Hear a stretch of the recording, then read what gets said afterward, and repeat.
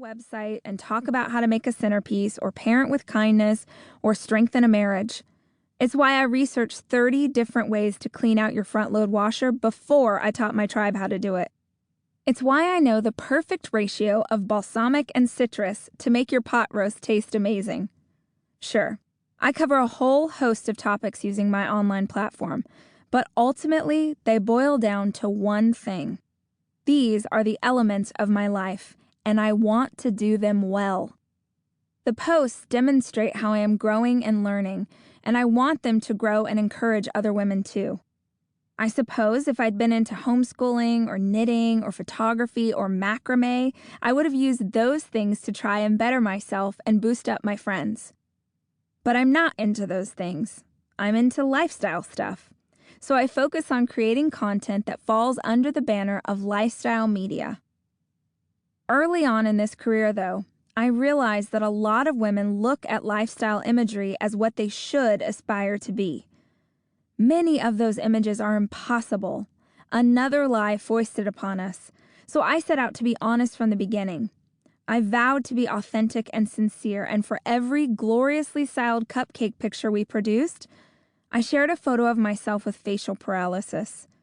If I went somewhere fancy like the Oscars, I balanced that with a post about my struggle with weight loss and pictures of me 40 pounds heavier. I've talked about it all. Struggles in my marriage, postpartum depression, and feeling jealous, scared, angry, ugly, unworthy, unloved. I have tried to be totally real about who I am and where I'm coming from. Seriously, the most famous thing I've ever done was to post a picture of my stretch marks on my saggy tummy on the internet. And yet I still get the notes. Women from all over the world still email and ask me how I manage to keep it all together while they struggle. I can feel the pain in those emails. I can hear the shame in the words they use to describe their own hardships, and it makes my heart hurt. So I write them back. I tell every single one how beautiful and strong she is. I call them warrior, courageous, fighter. I tell them not to give up. It's what feels appropriate to say to a total stranger. But it's not all I want to say. It's not what I would say if it was my sister who was hurting or my best friend. It's not what I wish I could say to my younger self. Because to those closest to me, I am supportive and encouraging, but I absolutely refuse to watch you wallow. The truth is that you are strong and courageous and a fighter. But if I'm telling you that, it's because I want you to see those characteristics in yourself. I want to grab you by the shoulders and shake you until your teeth rattle. I want to get in your face until you have the courage to look me in the eyes and see the answer for yourself. I want to shout at the top of my lungs until you know this one great truth.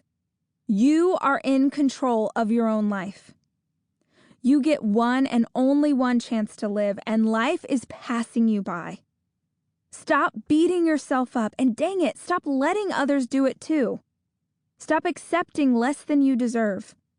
Stop buying things you can't afford to impress people you don't even really like. Stop eating your feelings instead of working through them.